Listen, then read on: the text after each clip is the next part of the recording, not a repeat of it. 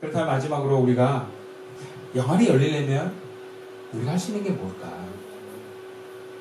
본문 10절 말씀 우리 함께 읽어볼까요? 시작.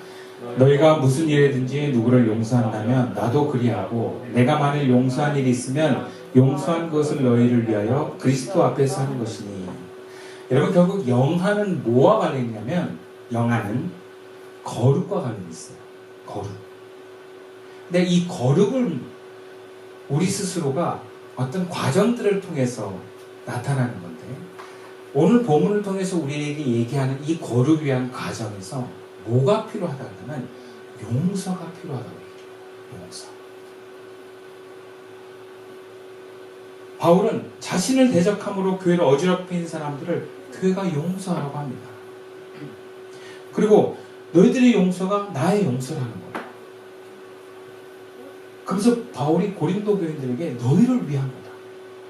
바울이 고린도 교회에 뭘 위하겠어요? 뭐가 좋다라는 거예요? 고린도 교회의 거룩함을 이룬다. 그리고 바울이 용서하면 왜 고린도 교인들을 위한 것이냐? 일단 여러분, 용서를 하지 않게 되면요, 그 틈에 사탄이 들어옵니다. 당사자는 죄의식을 가짐으로 영적으로 낙심시킬 수 있고, 교인들은 비난과 정죄를 통해서 교만한 하나님의 자리로 가게 됩니다.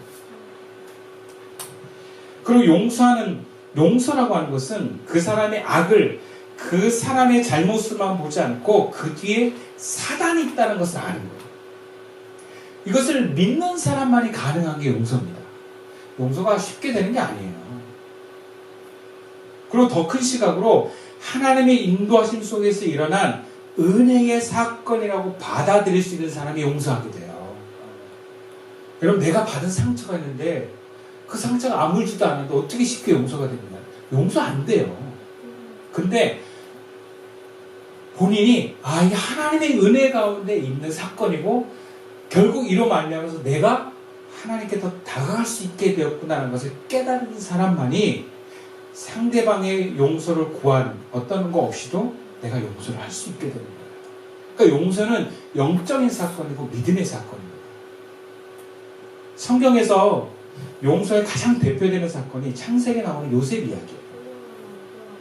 자신을 노예로 팔아버린 형들을 용서한 요셉의 이야기. 형들을 용서했거든요. 근데 아버지가 돌아가셨어. 형들이 완전히 아버지 때문에 우리 찾는 거야. 용서를 믿지 않는 거죠. 그래서 아버지 돌아가시고 난 다음에 다시 요셉에게 와서 용서를 구합니다. 근데 요셉이 뭐라고 그러냐면 창세기 50장 19절과 20절의 말씀에 이렇게 기록되어 있습니다. 요셉이 그들에게 이르되 두려워하지 마소서. 내가 하나님을 대신하리이까. 당신들은 나를 해하려 하였으나 하나님은 그것을 선으로 바꾸사 오늘과 같이 많은 백성의 생명을 구원하게 하시려 하셨나니. 그러니까 요셉이 내가 형들을 용서한 것은 아버지 때문이 아니다. 당신들이 나를 판 것을 하나님의 사건으로 내가 해석을 했기 때문에 당신들을 용서한 거다. 결과적으로 하나님은 나를 애굽의 총리로 세우셔서 오늘과 같이 많은 생명을 구원하셨기 때문이라는 거죠. 물론 형들이 이것을 위해서 악의 도구로 쓰임 받은 건 좀 안타깝다. 왜냐면 본인들이 죄책감에 계속 시달리잖아요. 여러분, 누구든 쓰임 받습니다. 하나님께 선한 도구로 쓰임 받거나 마귀에게 악의 도구로도 쓰임 받아요. 누구든 쓰임 받아요. 우리가 우리 의지로 어떻게 용서할 수 있겠어요? 그리고 다른 사람한테도 용서하는 얘기도 함부로 하면 안 돼요. 용서가 안 돼요. 그리고 그 사람의 문제예요. 그 사람이 깨닫고 이것이 하나님의 사건이고 하나님의 허락하심 속에 나를 더 하나님 앞에 다가가게 하는 그 일, 그것을 이뤘기 때문에 내가 용서를 할 수 있는 거예요. 인생의 중요한 것은 내가 평화롭게 사는 것보다 더 하나님 보시기에 나은 사람이 되는 것이거든요. 그 가치를 생각할 때 나의 평화를 깨버린 이 사람은 원수고 비난받고 끝까지 욕을 먹어야 마땅하지만 그로 말미암아서 내가 하나님께 더 다가가서 내 삶이 변화되었고 그로 말미암아 하나님의 나라가 이루어졌기 때문에 내가 용서한다는 것이죠. 그러니까 용서는 보이지 않는 하나님의 은혜를 믿기 때문에 할 수 있는 것입니다. 그리고 잘 안 보이지만 그 사실을 내가 믿고 자꾸 용서를 선택하게 되면 여러분 보이지 않는 하나님의 역사가 그 사람에게는 보이기 시작해요. 점점 보여요. 용서하면 사람이 미워지지 않고 사람 뒤의 역사는 그 힘을 느끼게 돼요. 네. 그래서 용서가 중요한 거예요. 근데 사실 남보다 용서하기 어려운 게 자신을 용서하는 거예요. 나부터가 내 자신을 용서하는 게 참 어렵습니다. 내가 지난날에 잘못 선택한 거, 내가 지난날에 어리석은 거, 지난날에 내가 연약했던 거, 무능했던 거, 이거 용서가 되게 힘들어요. 이것은 구체적으로 어떤 거냐면 내 안에 뭘로 자리 잡냐면 너 이렇게 해야 돼 로 자리 잡아요. 여러 가지 상처와 아픔과 배신과 그런 여러 가지 어떤 외로움의 어떤 경험들 통해서 내 안에 법이 생겨요. 이 법들이 나를 주장합니다. 그래서 너 이거 해야 돼가 있어요. 내 안에. 근데 만약에 이거 해야 되는데 이거 해야 되는 그 규칙을 어기는 사람을 만나면 내가 화가 나는 거예요. 그 용서는 뭐냐면 규칙을 어겨도 그래도 돼. 이게 용서예요. 이게 말이 쉽지 무의식 속에서 계속 내 안에서 일어납니다. 그래서 잘 몰라요. 내가 나를 용서했는지 잘 몰라요. 이것을 어떻게 하냐면 내가 가까운 사람에 대해서 화가 안 날 때 알아요. 그에 대한 용서가 나올 때 아, 내가 나를 용서했구나 라고 알게 됩니다. 근데 주님이 우리에게 원하시는 건 완전한 용서예요. 다 용서하는 거예요. 그게 주님의 마음이에요. 예수님은 모든 인류를 품으셨어요. 그 뭐냐면 그때 모든 죄를 안으시고 용서한 거거든요. 심지어 십자가상에서 자기를 죽이려 하는 자들 용서하시잖아요. 주여 저들이 알지 못합니다. 그러니까 예수님은 이미 자기가 용서되신 분이에요. 어떤 누구도 제한이 없어요. 그러니까 심지어 자기를 십자가에 못 박은 사람까지도 용서하는 사람. 우리가 예수의 향기가 난다는 건 예수를 닮아가는 거거든요. 어떤 누구도 정죄가 되지 않아요. 나부터가 틀이 없어져야 돼요. 계속해서 나를 불편해하는 사람들에 대해서 내 문제를 알고 용서를 할 필요가 있어요. 그래서 주님은 우리에게 가까운 사람들을 붙여줍니다. 가족, 부부. 알게 돼요. 내가 나를 몰랐는데 가족을 통해서 알게 되고 내가 나를 몰랐는데 부부를 통해서 알게 돼요. 내가 이런 내 모습을 용서하지 못하고 있구나. 그걸 가까운 사람에 대한 분노와 못마땅함을 통해서 비로소 알게 됩니다. 그럴 때마다 아, 이것은 내 모습이다. 그리고 품는 거예요. 용서합니다. 선언하는 거예요. 가족, 부모 사이, 부부 사이 다 나를 용서하는 문제와 관련이 있습니다. 가족을 다 용서하고 품을 수 있을 때까지 계속 나를 품고 용서하는 것입니다. 제가 자녀를 키우면서 두 가지를 확신한 게 있어요. 첫 번째 뭐냐면 자녀들이 나와 다르지 않다. 네, 참 나쁜 것도 나를 닮았다. 내 모습이다. 제가 아이들을 맨날 비난하더라고요. 이 지저분한 녀석들. 제가 진짜 지저분하더라고요. 제가 그렇게 청소 안 하고 지저분한 걸 되게 싫어하는데 그 제 안에 법이 있는 거예요. 지저분한 나한테.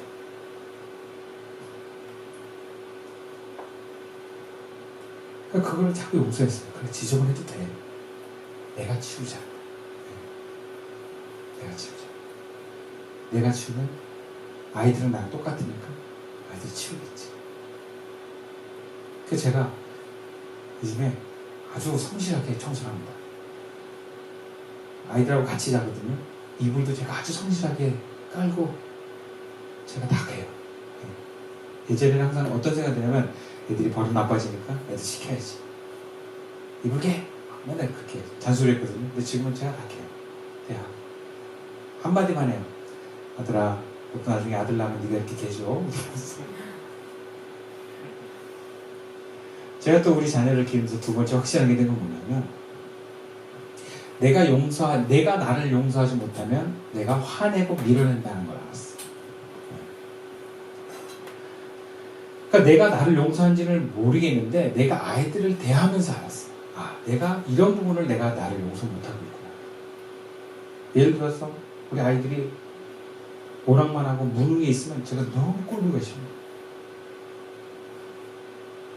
근데 이것은 뭐냐면 여전히 무능한 나를 용서하지 못하는 내 모습이 있어요. 저는 가정에서 둘째로 자라는데 형하고 너무 비교를 당했어요. 형은 힘도 세고 또 저보다 뭔가 이렇게 좀 외모도 더 좋고 옷도 잘 입었어요. 그러니까 제가 형을 이길 수 있는 건 공부밖에 없다. 그래서 공부 열심히 했어요. 형보다 열심히 했어요. 네. 그 형보다 좋은 대학을 들어갔거든요. 그때 부모가 나보고 자랑하지 마. 이게 뭐지? 막 제가 대학교 들어갔을 때 부모들이 축하해준 게 아니라 저보고 형이 상처받으니까 떠벌리지 말아요. 여기다 있어? 막 속으로 이렇게. 내가 이것을 쟁취해내기 위해서 얼마나 애를 썼는데 이걸 기뻐하고 축복해주는 게 아니라 쉬쉬쉬 하는 거예요. 황당한 거예요. 저는 그래서 무능한 걸 못 참아하고 열심히 못하고 게으르고 일 못하면 화가 나는 거예요. 네. 제 자신이 그러면 가뜩이나 다른 걸로 따라갈 수도 없는데 이것까지 안 되면 완전한 존재 가치가 없어지니까. 그런 내 자신이 있어요. 내 안에 법이 있는 거예요. 제가 자기를 보면서 그걸 느끼죠. 무능하면 너무 화가 나요. 그래서 그걸 알아차리고 아 그래 무능해서 괜찮다. 존재로 축복하고 존재로 사랑하고 저부터가 그런 마음을 먹었어요. 그래 좀 못해도 괜찮아. 그러니까 어떤 마음이 생기냐면 제가 뭔가 이렇게 목회적으로 또 남들 보기에 성공하는 어떤 모습이 안 나타나는 것에 대한 위축되는 게 있었는데 그게 없어지기 시작하더라고요. 네. 편안해지더라고요. 교회 몇 명이에요? 물어봐도 10명이에요? 라고 대답을 하더라고요. 네. 저희 형님 뭐 불안해서 뭐 보내준다고 교회 몇 명이나 물어보더라고요. 10명. 근데 괜찮더라고요. 옛날에는 그거 얘기하는 거 부끄러웠거든요. 10명 밖에. 지금은 10명 이나로 바뀌었어요. 그러니까 제가 바뀌니까 그런 부분들이 품어지기 시작합니다. 사람이 존재로 받아들여지지 그 사람이 실력으로 보지 않는 거예요. 그럼 이게 나의 용서와 관련있다는 줄 알았어요. 여러분 알게 모르게 여러분 스스로를 되게 채찍질하고 있는지 몰라요. 그게 여러분이 만든 게 아니라 여러분이 어렸을 때 살아남기 위해서 만들어진 하나의 법들이에요. 하나님 주신 게 아니에요. 내 에고가 만든 거예요. 그러니까 이 법을 내려놓는 것이 용서입니다. 그럴 때 보여요. 사람을 사람으로 보여줘요. 그 사람의 실력이나 학위나 재물이 그 사람이 아니라 그냥 사람으로 보여줘요. 그럴 때 생명 얻을 자가 보이고 사람을 차별하지 않으면서 내가 다가갈 수 있게 됩니다. 여러분, 남과 나는 따로가 아니에요. 남에 대해서 불편하고 문제가 있을 때 나부터 살펴보는 것입니다. 내가 해결되면 남도 해결됩니다. 그것이 용서와 관련이 있다고 성경은 얘기합니다. 말씀을 마칠게요. 주님은 우리가 그리스도의 향기가 나기를 원하십니다. 그러기 위해서 나부터가 향기가 나는 사람이 되어야 할 것입니다. 아니 은혜가 흐르고 있다면 여러분 분명히 여러분들은 향기가 날 것입니다. 중요한 것은 그것을 알아차리고 용서하고 품을 수 있는 영적인 시선이 필요합니다. 이를 위해서 여러분 용서를 받아들입시다. 나를 받아주고 남을 품어줍시다. 죄가 믿지 사람이 믿는 게 아닙니다. 주님이 도와주실 것입니다. 기도드리겠습니다.